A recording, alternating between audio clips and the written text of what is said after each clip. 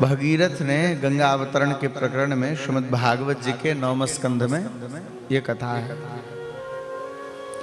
गंगा जी से प्रार्थना की, हे मां आप पृथ्वी पर चलो और मेरे पूर्वजों पर कृपा करो। महाराज सगर के 60,000 पुत्र कपिल मुनि के शाप से जलकर भस्म हो गए हैं, आज तक उनकी राख वहीं पड़ी है। हे मां आप कृपा करो, पधारो और वहां पर पधार करके उनकी मुक्ति का कारण बनो। श्री गंगा जी कह रही हैं भगीरथ से, भगीरथ तुम मुझे ले जाना चाहते हो तो समस्याएं हैं मेरे पास चलने में।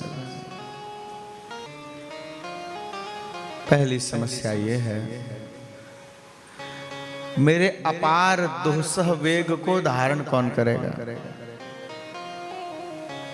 चूंकि यदि मेरे वेग को धारण नहीं किया गया तो वेग अधिक है, पृथ्वी को चीरती हुई मैं रसातल चली जाऊंगी।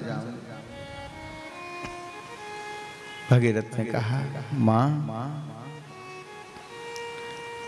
तुम्हारे दुस्सह वेग को भगवान शिव धारण करेंगे। और शिव जी से प्रार्थना करके मां गंगा के वेग को भगीरथ ने धारण करवाया है।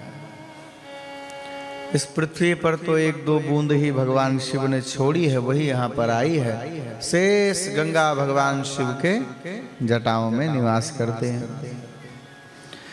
दूसरी बात कही मां गंगा ने, भगीरथ तुम मुझे ले जा रहे हो अपने पितरों का उद्धार करने के लिए। कहीं ये बात फैल गई पूरे संसार में और मैं जाऊंगी उनका उद्धार होगा, बात फैलेगी ही तो सबको पता चल जाएगा कि गंगा में पाप को हरने का सामर्थ्य है, शक्ति है। गंगा पाप को हर लेती है तो पूरा संसार आकर के गंगा जी में अपने पाप धोने लगेगा। लोग आ करके अपने पाप मुझ में धोएंगे और मैं मैली हो जाऊंगी। संसार तो पवित्र हो जाएगा पर मैं मैली हो जाऊंगी।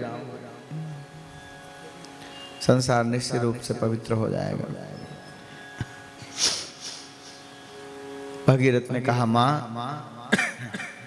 आप बिल्कुल चिंता मत करिए। जिस दिन कोई भगवत प्रेमी संत आपके तट पर आ गया और संत का स्पर्श आपको प्राप्त हो गया तो आपका भी सारा पाप दूर हो जाएगा। आपका सारा पाप संत अपने भीतर खींच लेंगे। अरे भगीरथ ये तुम क्या कह रहे हो? संतों को पता चलेगा जब सारे संसार का पाप लगा गंगा को और गंगा का पाप लग गया संतों को तो संत आएंगे ही क्यों? तो भगीरथ कह रहे हैं, मां संतों को पाप नहीं लगेगा। क्यों नहीं लगेगा? बोले संतों के हृदय में ठाकुर जी विराजमान हैं, ठाकुर जी उस सारे पाप को खींच लेंगे, इसलिए संतों को पाप नहीं लगेगा।